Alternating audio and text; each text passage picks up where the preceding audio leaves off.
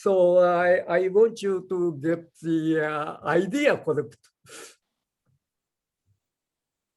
So, Tamano Sensei, can I ask you a question? Sure.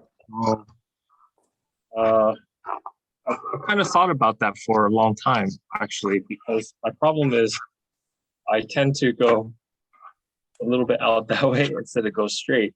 So I've over the years, I've been trying to figure out, and one of the things is kind of similar to what you're saying about having the hips forward, but then to naturally sit there. I was doing it trying to naturally sit there.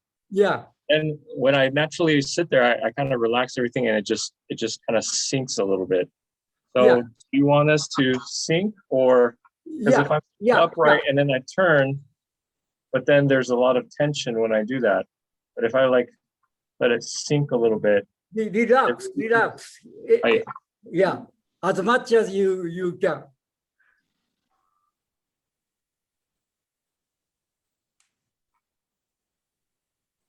So if I relax, it will be something like this. If you let some muscle work, it goes like this. So it's a tight rotation. Your muscle is still working, but relax. And then when you relaxed, then what happens is your spine with the gravity usually has the curvature like this. But if you relax, then this will stretch. So although your actual physical pelvis position is sinking by making a rotation, but since our spine stretches, means the actually feels less gravity. Therefore, our head doesn't sink. That's our physical movement.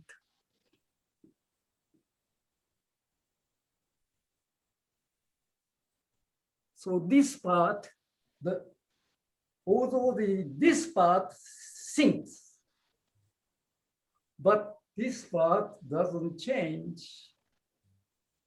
And then just have rotation, this way.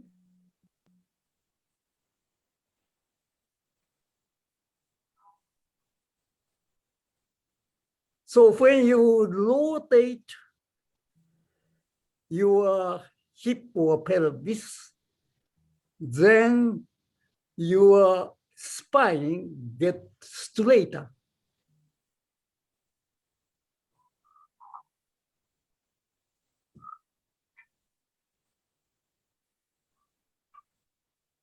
Or let me say it this way, the hip sinks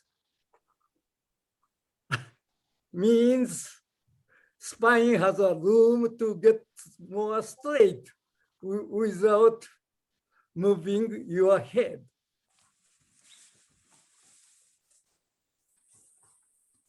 Which naturally happens.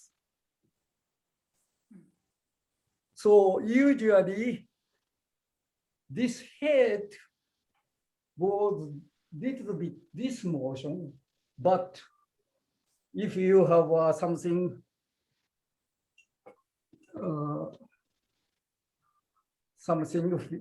figuring, then our head doesn't sink, but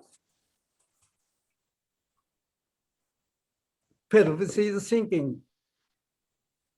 I'm talking about centimeter or a couple of centimeters when I say sink or don't sink.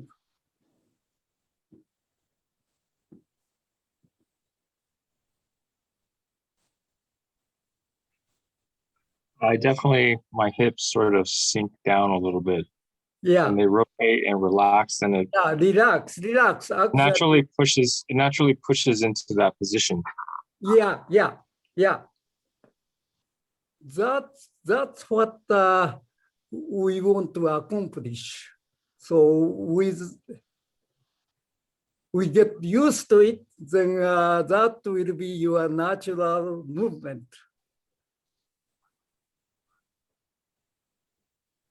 So the first thing you need to do is get rid of the tension around the big muscles around here, which is used when we carry a heavy bag or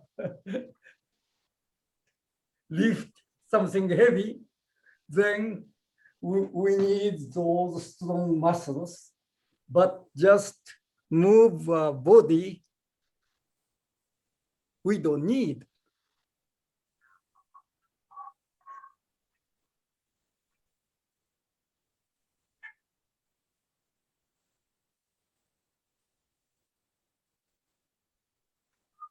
So having this, and then do this, do this, do this, do this.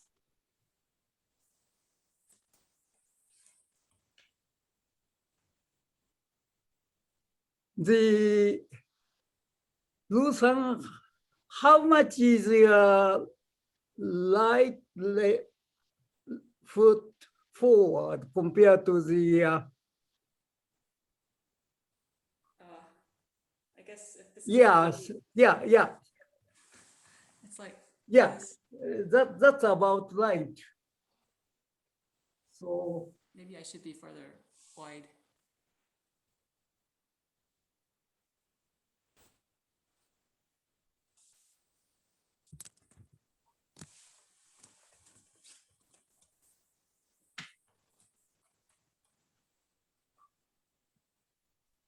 No, maybe that's not visible.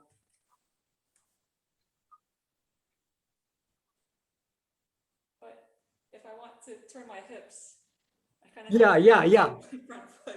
Yeah, that's a rotation, Lu-san, we It feels need. very awkward though. Yeah, I don't think I would yeah. reverse like that. Then probably you feel naturally that we have to not only the leg muscle, we have to relax your foot muscle, particularly front side of the muscle. In other words, this muscle, ankle around the. So relax the ankle also. Then hip rotate.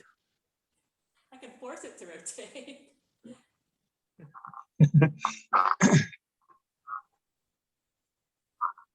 Hip rotate, But it's I- just a matter of whether you are applying gravity or not. All you do is relax some of your muscle, then hip naturally rotate. And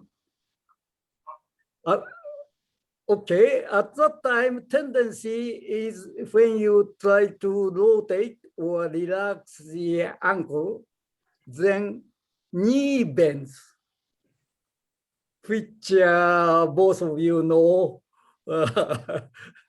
in kendo, we are not supposed to bend the knee, which is not a good one.